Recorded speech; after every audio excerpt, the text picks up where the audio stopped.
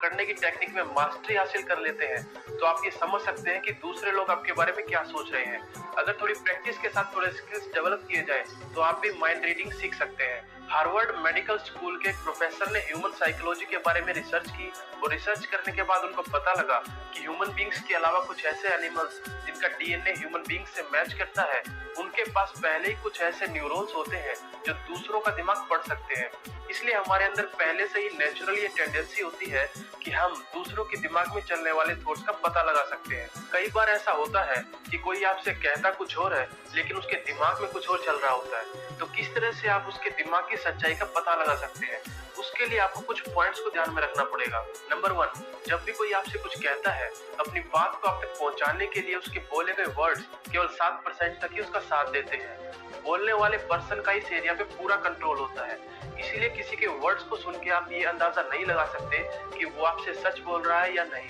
Number 2, अपनी बात को कहते टाइम बोलने वाले की आवाज की टोन, उसकी आवाज की फ्रीक्वेंसी में उतार चढ़ाव और उसकी आवाज की वॉल्यूम उसकी बातों के पीछे की 38% की सच्चाई दिखाती है।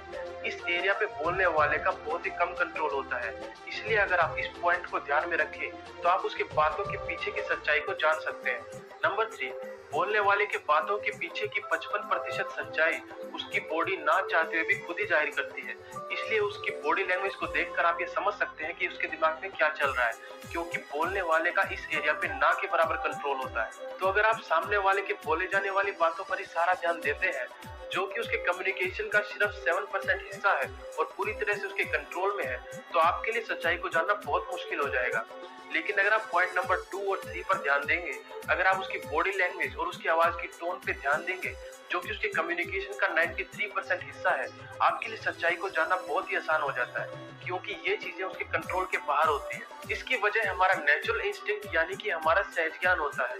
इवोल्यूशन के टाइम पर आज से हजारों साल पहले जब हमने बोलना नहीं सीखा था, तो अपनी बातों को कम्युनिकेट करने के लिए हम अपनी आवाज की टोन, आवाज की फ्रीक्वेंसी में चेंज और